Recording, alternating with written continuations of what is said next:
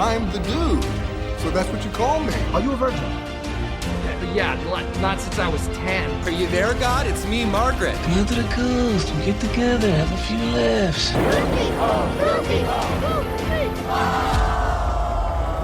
Gentlemen, you can't fight in here. This is the war room.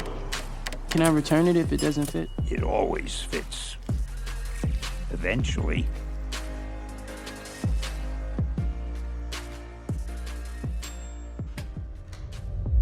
I know I turn everything into a joke, but I care.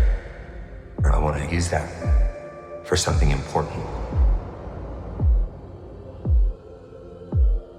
I waited a long time for this team up.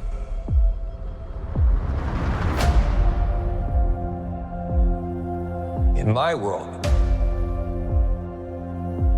you're well regarded. You were an X-Man. Fuck that, you were the X-Man. The Wolverine. He's a hero in my world. Yeah, well, he ain't shit in mine. Welcome back to Movie Mingle. I'm Caveman. And I'm Maggie. And today we're kind of doing a really quick bonus episode because Maggie and I, on Thursday, just watched Deadpool and Wolverine. Yeah, we thought we'd make a real quick and dirty little review about a delightfully dirty and wonderful film. Obviously something that both of us have been anticipating and waiting for so long. Many years. So fucking long. And fans of the comics have been waiting even longer than us. Yeah. Because they've... No, there were definitely some nerd fanboys in that theater that I'm sure were crying once they saw Hugh Jackman in the comic accurate suit. I mean, or just the fact that Deadpool Wolverine are together. I have some comics of my own of Deadpool Wolverine that are absolutely hilarious because of the way they talk to each other. But we'll get into all that. Just before we go forward, just know that we are spoiling the shit. We are going to spoil the fuck out of this movie. And, I mean, I hope that you've seen it. You better do not watch, listen to this if you haven't seen it. Yeah. Like, just shut it down now. We totally understand. Yeah, make it worth your enjoyment. Yeah, and listen to this on the ride home from the movie theater. You're exactly. Yeah. So we'll give you a second. Okay, now we're back. Before we get into the nuts and bolts of this, since it's a Wolverine and Deadpool movie, I'm going to take a shot with my favorite bub. Hey, bub. Vodka. And it is not Jim Beam. You. The way that... God, he was chugging that Jim Beam. He was loving that Jim Beam, and then later some Johnny Walker. Scotch. Yeah, I definitely would not be able to chug scotch. Yeah, but you're also Jim not Beam, Wolverine, maybe. So, I don't know if I could chug Jim Beam. I can't I don't chug think I liquor. could chug any whiskey. No, but I'm like you said, I'm not Wolverine. Yeah. My liver cannot regenerate. So, we're not going to go into the basis of the story because there's no reason to. No reason we really want to. We're here to talk cameos. We're so excited about the cameos. Yeah, because that was the thing that everybody was so excited for. I will say, absolutely love this movie. I would totally give it a 6 out of 5 at the moment because I just love it so goddamn much. I posted it on Letterboxd and I gave it a 4 out of 5. That's fair. Like, that's fair. In the overall movie. I mean, yeah, if I were to really sit down and like judge it the way that I... had to think about it. At first, when I first put it on the Letterboxd, I was like, 5 stars! I was like, all right, let's be realistic. Yeah, let's think about this. And then I gave it 4.5. Yeah. And then I sat there and was just like, what did you really think of it? And I was like, 4. I think 4 is very generous. It's very generous. This movie went beyond my expectations. Oh, but yeah. Because I really didn't go in with any specific... I'm not the kind of nerd, especially comic book nerd, that had really, really specific expectations. I wasn't part of any subreddit group that was talking about what cameos I was expecting. Yeah, no, we for the most part try to avoid spoilers. Caveman a lot more than I do. Like Caveman will watch like the teaser trailer and the first trailer and then nothing after it. I will tend to watch all the trailers, but I especially feel like one of Marvel's biggest problems is that in like the month to 2 weeks leading up to a new film, they're dropping mad spoilers in their trailers, so many and in their TV spots clips, that are just giving way too much information, and way it's too much like, story plot, guys, 2 minutes. And in a movie like this, they start giving away things like Daphne Keane coming back. And I didn't know that, but they put Jennifer that out Gardner, in the I trailer. completely forgot that they had talked about her being in this. That was always a rumored. But it was a rumor that was true. But yeah, so they definitely, and then I imagine within the next week we're gonna see Blade in a trailer for this movie. Which, by the way, motherfucking Blade. Wesley Snipes as Blade is in this goddamn movie. We were going to talk about like our favorite cameos. Yeah. Blade is up there with one of my top 2 favorite cameos of this whole movie. Because that was not on my list. Of nowhere. In my head of the ideas of what cameos I might see, I was just thinking MCU people. Yeah. With a few like past X-Men. Yeah, like I was thinking. I kind of thought it would be a lot of X-Men. The fact that Pyro was in this movie was like, okay, Pyro, that's cool. I love Pyro ever since Azrael X2. You know, the demon that bams Azrael in and out. from First Class. First Class. Lady Deathstrike was in there, although I feel like she wasn't really given anything to do except for die quickly. Also from X2. Yeah, so like obviously I expected a lot of X-Men cameos. I was for sure like there's got to be a Patrick Stewart. I was thinking Patrick Stewart or maybe James McAvoy, but definitely Patrick Stewart. Well, I was thinking either one of the Magnetos. Yeah, it is funny though because at one point Deadpool asks if there's a Magneto around, and somebody says no, and Deadpool's like, it's just ranting on Disney all of a sudden clamming up their wallet for this. Then he says something to the effect of like, I feel like I'm sitting on Pinocchio's nose and he's telling me nothing but lies. The way, the shade that was thrown at both Disney, but especially Fox. Oh my God. I love the Fox burns. And then there were a couple DC burns, which were some good, really good DC burns. And in general, like there's no else but Deadpool. Nobody else but Ryan Reynolds could make these jokes. Like a big cameo that I was not expecting whatsoever was Henry Cavill as Wolverine, which was so fucking sexy. Oh my God. But he makes a great Wolverine. But our theater was going so fucking nuts when they saw him. I didn't get a word of dialogue. There was so much dialogue that I missed in this whole movie because of the cheers. Got to see it again. Oh, we're going to. Because we saw it at 3:00 the Thursday it came out. So essentially, the day before it came out. It was the earliest showing I think in our entire region, and it was at least 3/4 full. The theater in the end. It was packed. It was packed except it wasn't like you have that whole front area. Yeah, like the front lower were pretty empty. The lower rows were not a lot of people were in there, but the back half of the theater was packed. Yeah, and I mean there were people on either side of us, which I hate, but they were there. But at least we saw it at the RPX with the reclinable chairs, with the leather fart which chairs. gives you room. It does. It gives you space. Yes. To kind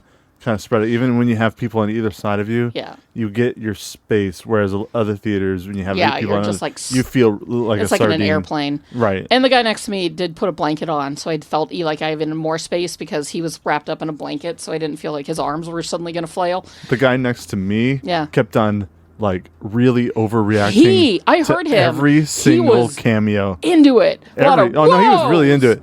But every single, it was like just this jerky motion of just like, oh my god, it's him. I love that kind of reaction from a fan. Great. I mean, that's the fun thing about, and it's the thing I miss about a lot of theater going experiences. Oh, it was such a great theater going experience. That you get from Infinity War or Endgame or Spider-Man, No Way Home. Yeah.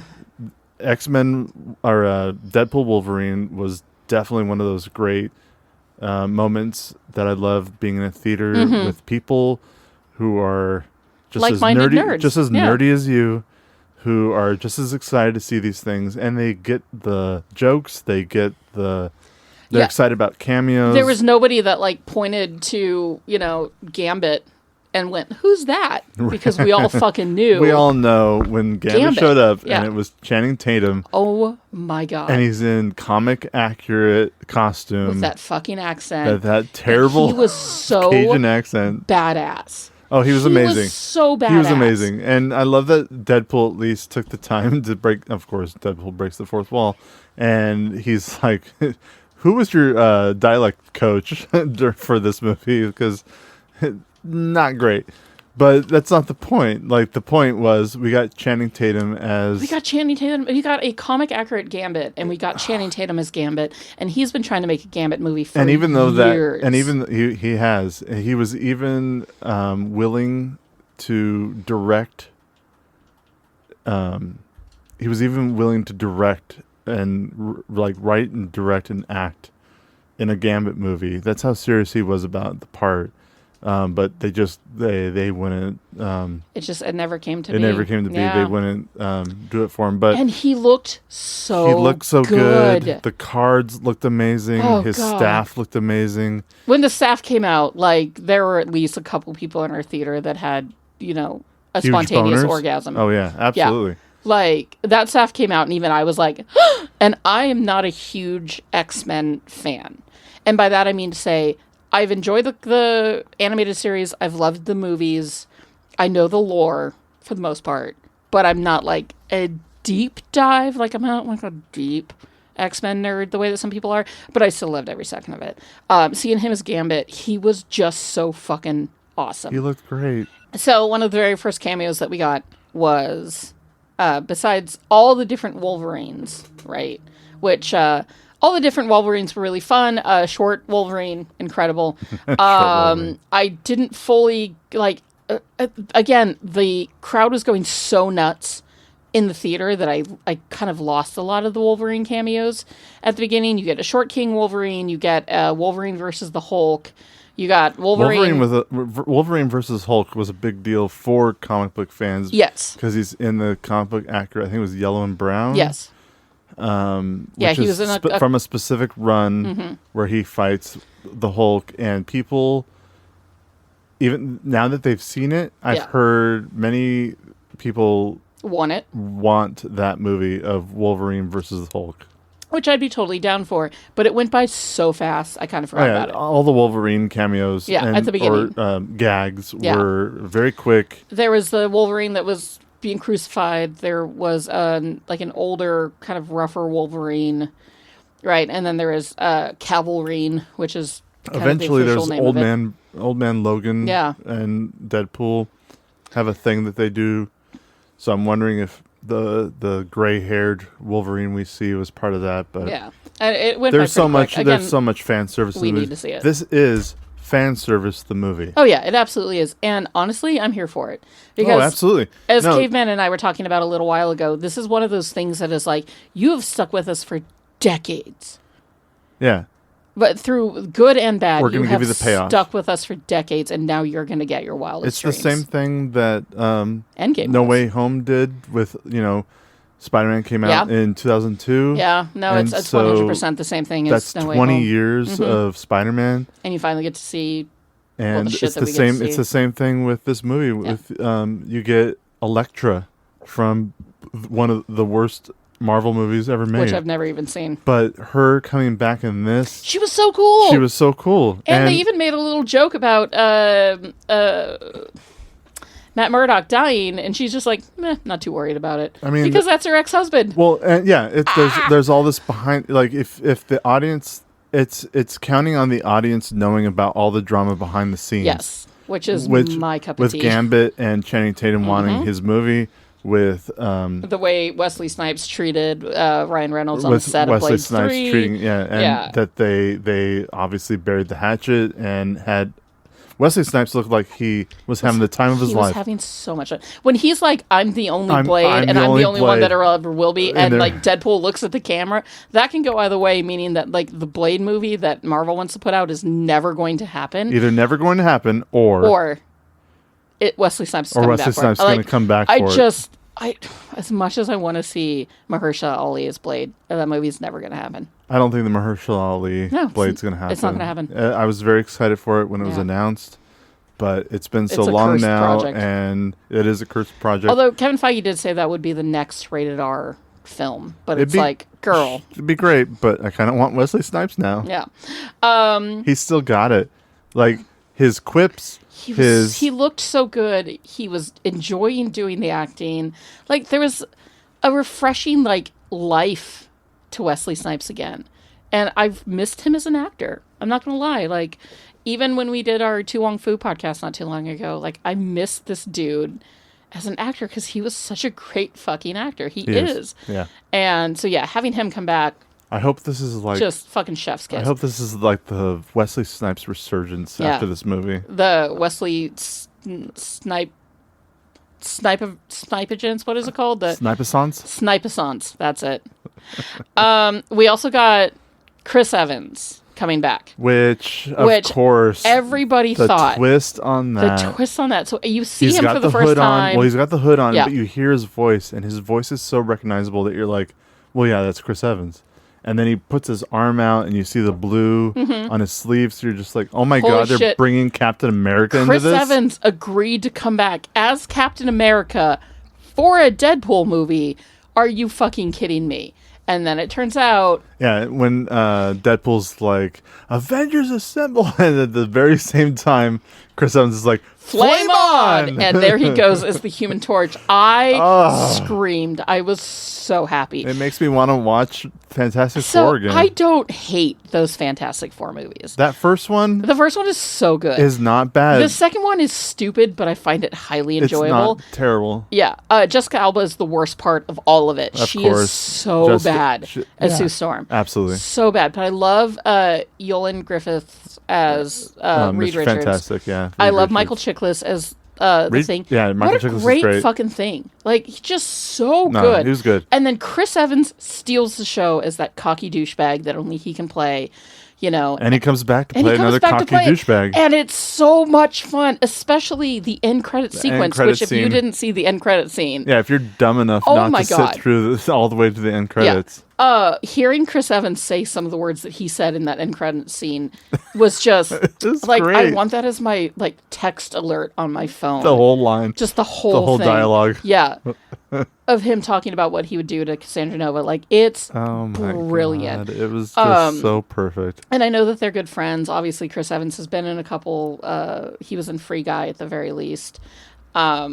But it was just so great. Ryan Reynolds, the one thing that he can do is he can bring people together for a movie. He can. He can say, "Hey, come do this part," and they'll be like, "All right." Yeah, If Ryan Reynolds said that to me, it's going to take a day or at the very least a week of filming. and we'll pay you a ton of money, and you just get to have fun on set. If Ryan Reynolds said to me, "Hey, I want you to come be a part of my movie," I'd be like, "Okay," you know, like Oh yeah, who wouldn't want to hang out with Ryan Reynolds and all his friends? all of his friends. Yeah.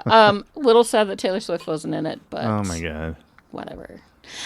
We got Daphne Keane back as X-23, Laura, Was not expecting that. which had been spoiled for me about a week in advance, but I'm so glad I was not spoiled on she anything. is fundamentally the heart of Wolverine. She's Wolverine's heart still.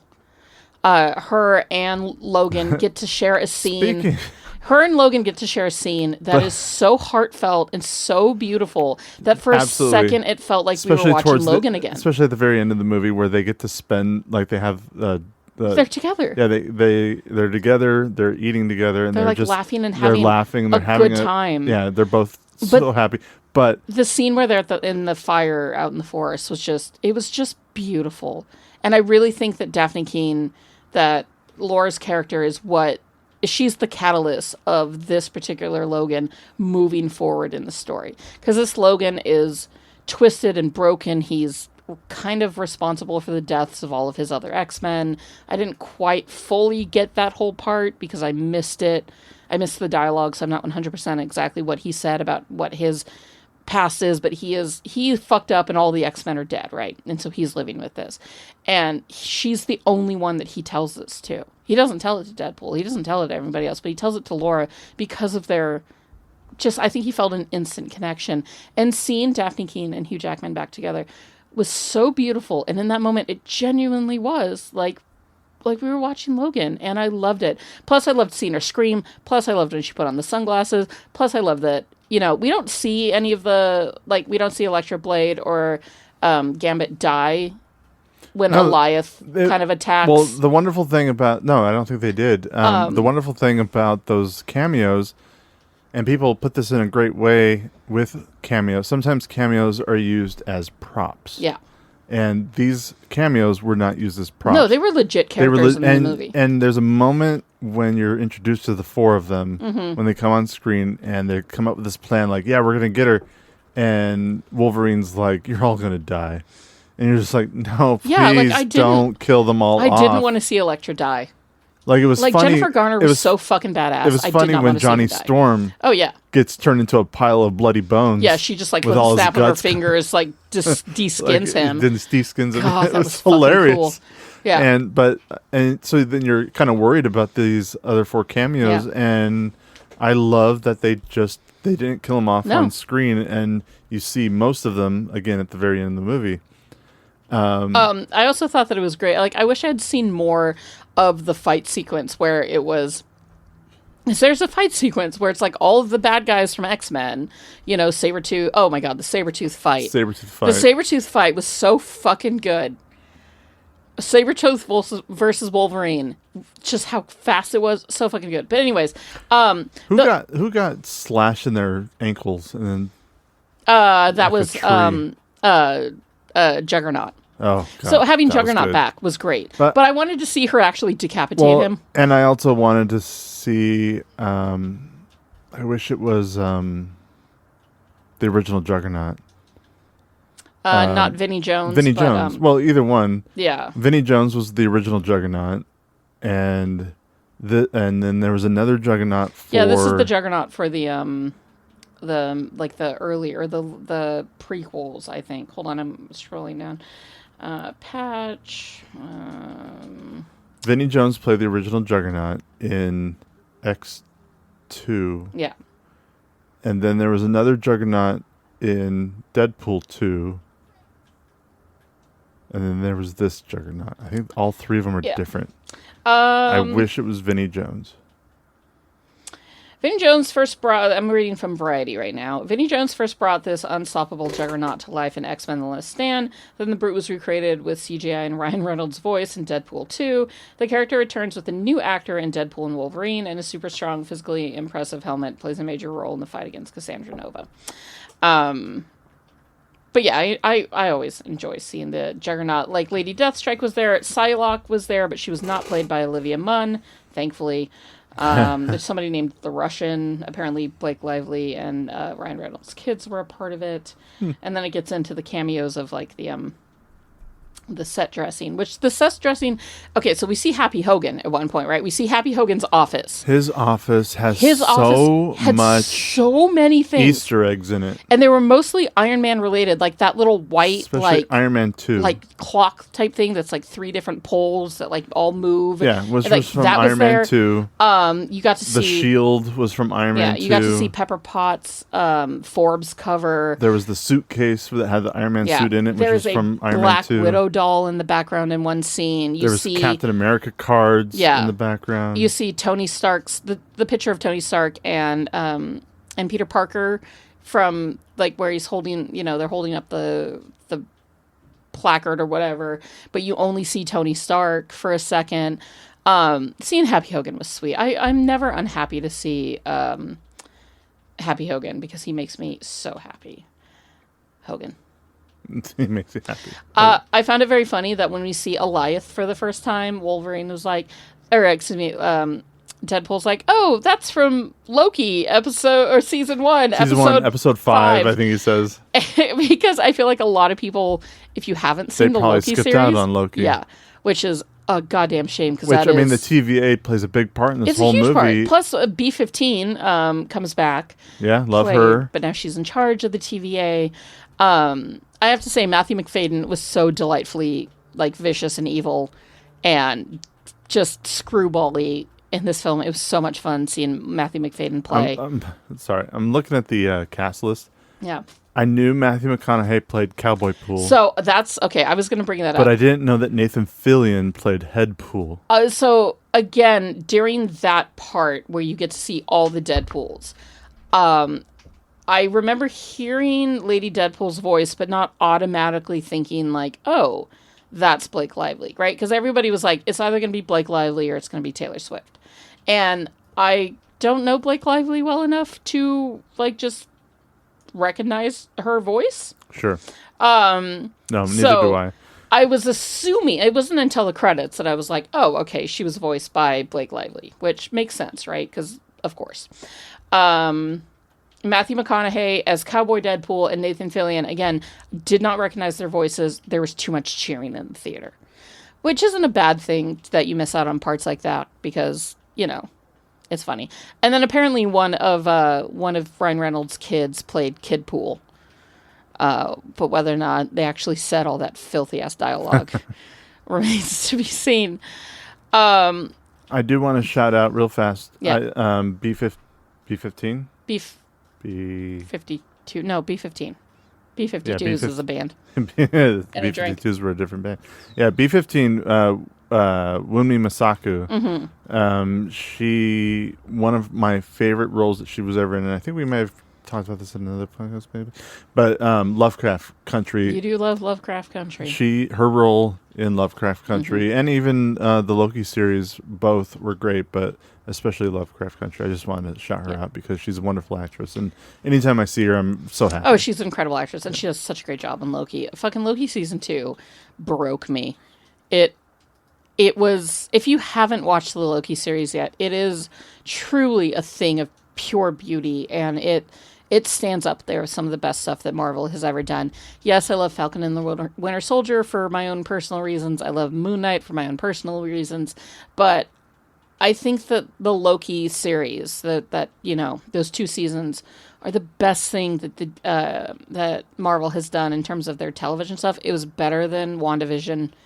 It was just phenomenal and has really important overarching, like, situations and themes and plot lines for the MCU. So if you haven't seen it, like, tuck in. It's so worth it. And that's kind of all of the cameos, right? Like, I can't think of anybody else. Pyro was really great. I mean, Pyro was great, especially because he takes away Johnny Storm's power. Yes, that was pretty which was neat great, great, like really smart writing. I do like how Deadpool calls out the MacGuffin. Yes. Like by calling, what in the MacGuffin is this? And of course, you know, every superhero movie's got to have a dumb MacGuffin in it. And in this case, it was some kind of weird time splitter thing. Yeah. And it doesn't matter. No. It really doesn't matter the like even when we were talking about Inception and all the technology used for the dreams. It really doesn't matter what the technology is or how it works. It's just that it could cause problems. It's there. It's causing a problem. We got to get around the problem, and they do, and it was done so well. And seeing when you have Ryan Reynolds fully dressed as Deadpool with his mask on, and you have Hugh Jackman fully dressed in the yellow with his sleeveless and with his mask on, and they go and they just slaughter all the Deadpools. They go that bus sequence was really fun. Going through the back of the bus window was really fun. And then are you talking about the minivan that they're in? No, the bus. Oh no, when they're actually on the bus. Yes, when they're fighting all the other Deadpools. Yes. That was all really great, and because he's wearing his mask, and it's like comic book panels that you're watching. And it was so cool. It was just so much fun. Yeah. The whole movie was blast. I mean, it's definitely a movie that you'll have to watch time and time and again to pick up on, you know, Easter eggs based on props, little comments that people say. Like, it's definitely going to be a worthy addition to the continuous rewatch club.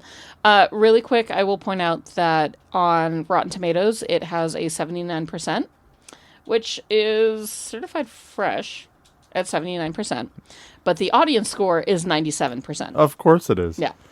Because, like I said... Yeah, this movie is for fans. Like I said, this movie is made for fans, not critics. Yeah. Critics, of course, are going to tear it apart in the way that...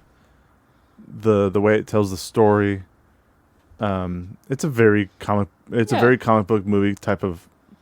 It's a very comic book type movie. Yes. And I can understand why critics are just like, whatever. But for fans that have been with Marvel for the last 20 years plus.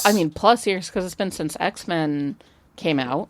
Right. I mean, even I guess 2000, so since Blade came out. Which is in the 90s. Yeah. So, I mean, we're talking close to 30 years of Marvel all wrapped up in... But it was all Marvel Fox, too. Because, like, all of the main cameos came from the Marvel Fox universe, right? Of course, it wasn't just, It's not the MCU. It's not the MCU. It's the Fox There's some MCU stuff in this movie, but it is... Which is why when they... Deadpool, the last two Deadpool movies were also Fox, and the X-Men were Fox, and which is why I love how much shit they give Fox in this movie. But I also really loved and thought it was eternally beautiful that during the credits they played Green Day's Good Riddance, parentheses, Time of Your Life, which is like, that song came out when I was in 8th grade, so that was like my finishing middle school like song, right? It was everywhere. It played at our 8th grade graduation. Like, that song to me is all about, like,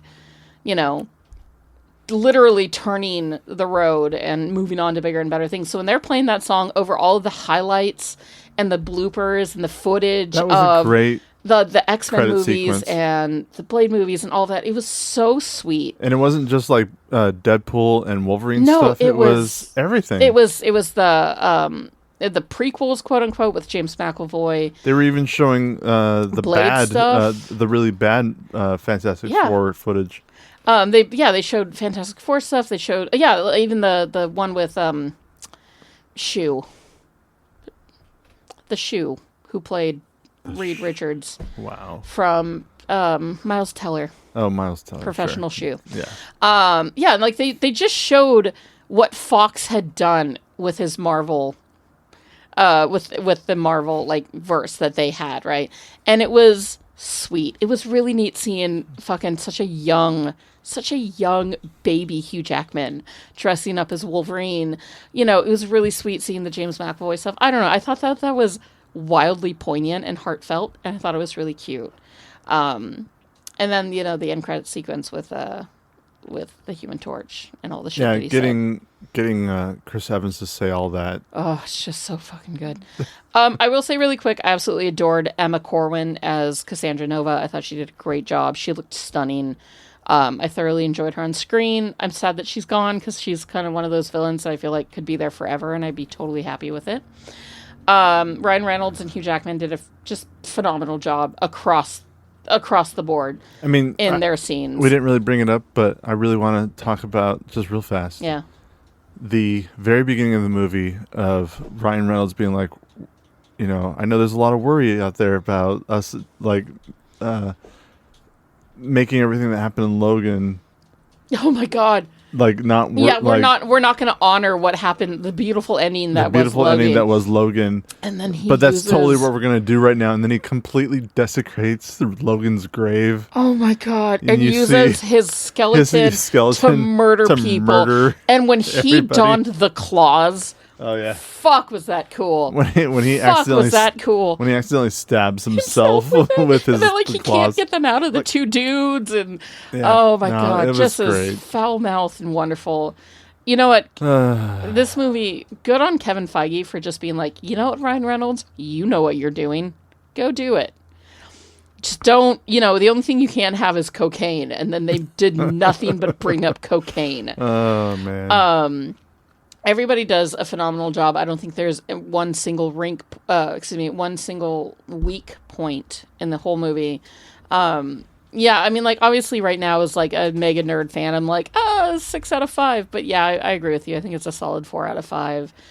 And on my letterbox, I put this above Dune 2. Yeah, no, absolutely. Like, this is one of the most fun movie experiences I've had in a while. Like, seeing Twisters was a lot of fun just because there was something about seeing a big summer movie on a big movie screen, It's a big, dumb summer movie. Blockbuster. Right. Yeah. Yeah. And it's great, and I can't wait to see it again, and I fucking love Twisters. But this, so far, has been one of my favorite movie-going experiences of the whole year with you. It's been fun. What was your absolute favorite cameo?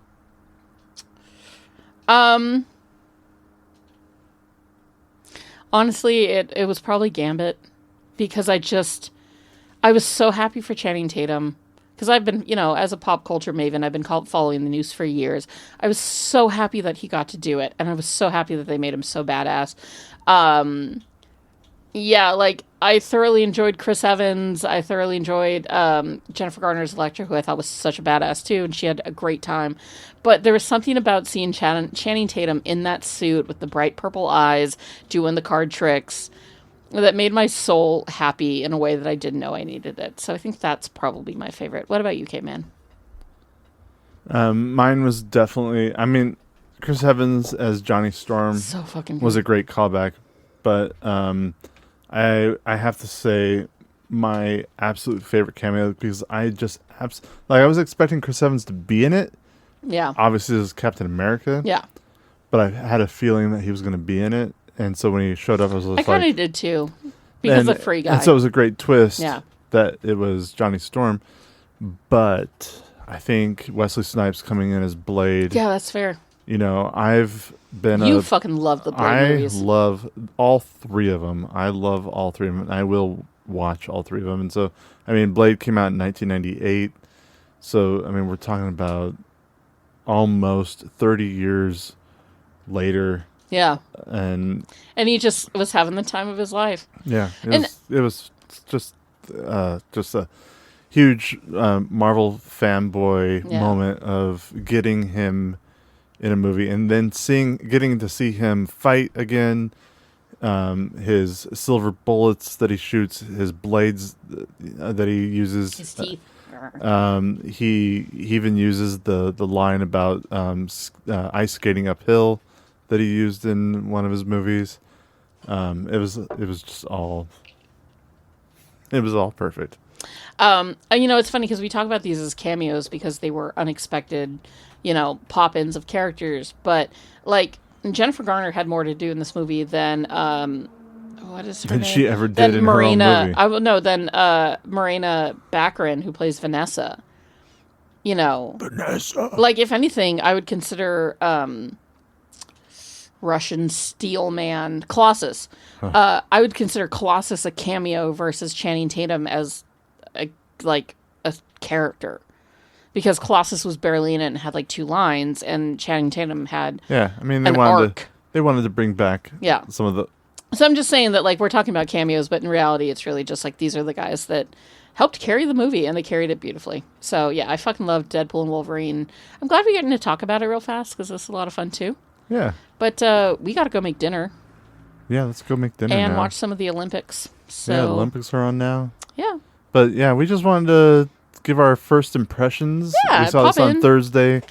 It's now Friday. It's now Friday. They're recording this on Saturday. Yeah. So, we just wanted to share just our thoughts. All our thoughts on and how excited we are to have seen this. And not only one of the most anticipated movies of the year, but the only Marvel movie that we're getting this year. The only Marvel movie of 2024. So I'm glad that we were able to pop on and give it a little bit of love, because what a great fucking time in the theater it was. Truly. So much fun. What a great time in the theater.